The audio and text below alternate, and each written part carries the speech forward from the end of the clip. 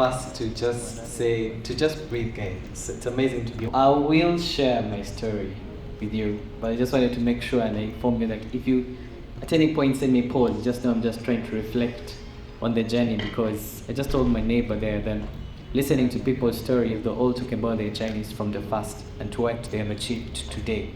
And I remember telling him that, will I be able to fit into these shoes, depending on the stories that they've shared. But it's interesting, my story is about not giving up. So 2 weeks ago, I found myself in this big room. I like to call it a big room. And it was surrounded by different portraits of big figures in this country that have shaped the economy of this great country. And in that big room, there was a meeting, which I happened to steer. I was deciding on who says what, when do they say it. And in that moment, I remember telling to myself, I remember whispering and saying, God, thank you. And I say to myself, the journey was worth it, okay? So I will tell you what I do at the end of my story, or you will pick it up in my story. So this big room is what we commonly call the boardrooms in these big corporations. So just a bit of where this story started from. I was born in Kampala. I know there are different people from different places. Born and raised in Kampala, born to a family of 4. I am the firstborn, and I'm only the boy child in that home. So that then means that there was a lot of pressure on me to lead and set the example to the rest. For those that are firstborns, I don't know how many firstborns are in this room. If you could just show me your hands. And those that are the only boys also know the extra pressure that it carries for you to lead. So there's no room for failing when it comes to that, right?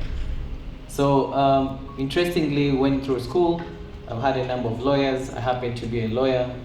But unlike them, I didn't go to school with a passion to be a lawyer because I wanted to be a lawyer. I always admired business people, so I just wanted to do business. So I had someone saying about the traditional courses, right? So either an engineer, a lawyer, I think an accountant.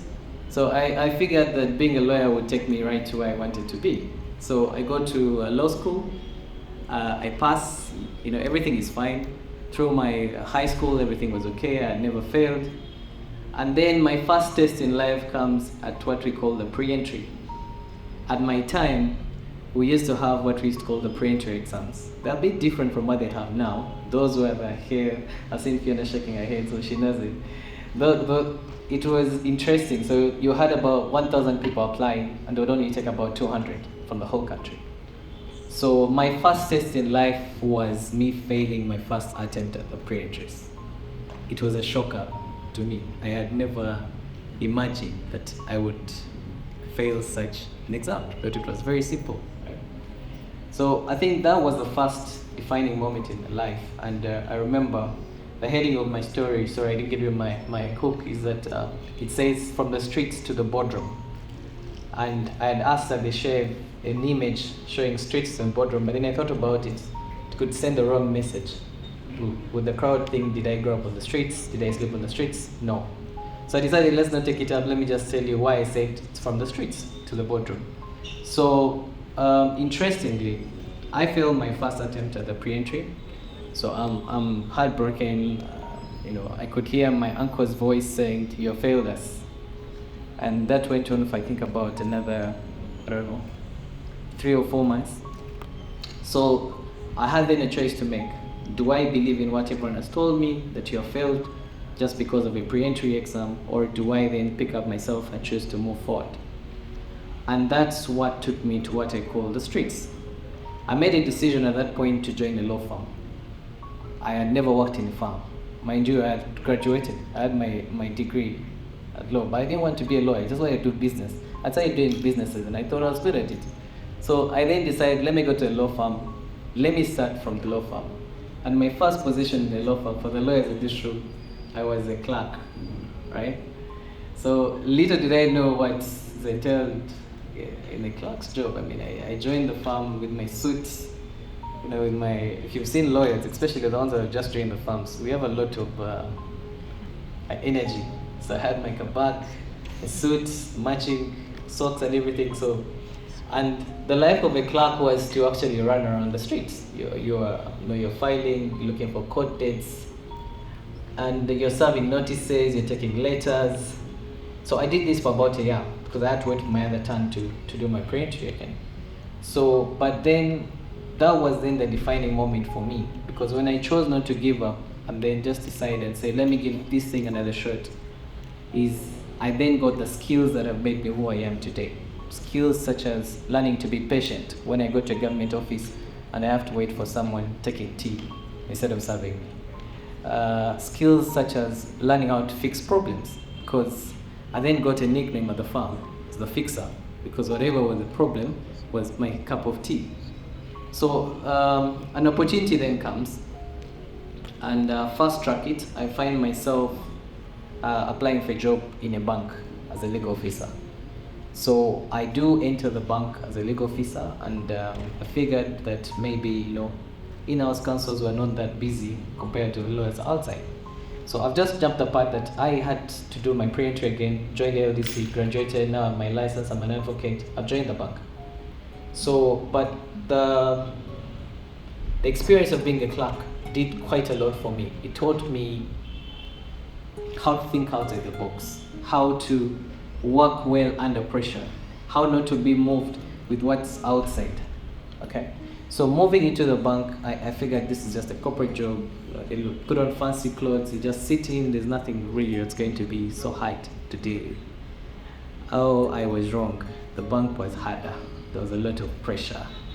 There was a lot of looking at you for solutions. Here I was quite young in the bank, and my boss then decided to take maternity leave. Okay, and I remember when she left, there was an incident at the bank where they needed a solution, and they all turned to me, this young lawyer that had joined the bank, to decide whether they will be able to lend someone about $10 million. This is money I never even seen what it looks like, right? But everything seemed to just depend on my decision. At that particular time, I think the experience I got from what I like to term as the streets had given me the confidence that I would bullshit anything myself through any situation.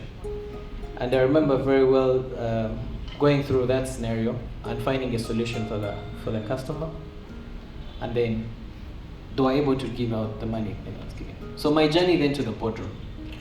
So why do I say the boardroom? I'm then invited to attend a board meeting.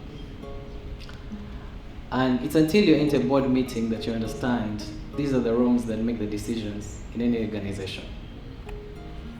Here I was young, naive, didn't know anything, and I'm in the boardroom. And I recall my first board session, I was asked to give a solution for confidentiality purposes. I won't disclose what it was, but to give a solution to an issue that was going to cripple the banker in a way, but we had to think outside the box. And interestingly, the young streets knowledge of mine came out, and just like a child, I was quick to say, I think we can do A, B, C, D, right? I mean, what was I going to lose? I used to say it when I was still in the farm, that if you're not going to slap me, and you can't harm me. So that naive and childish behavior then found a solution to the bank. And I found myself in a position where I am part of the decision makings in one of the financial institutions in this country. I happen to be company secretary in one of the financial institutions in this country. My message to any young leader is that you are the one. You are the one that can actually make those decisions that seem big in the newspapers. And just like when I was on the street and I looked at the clients when I would go to their offices and see these big portraits like just the ones in this room, I would always ask myself, what did these guys do different? What did they eat? Which schools did they go to? But then I hope that my story can then convince or inspire another young person here that if you keep believing it and dreaming it, you can actually be part of the game changers in this country.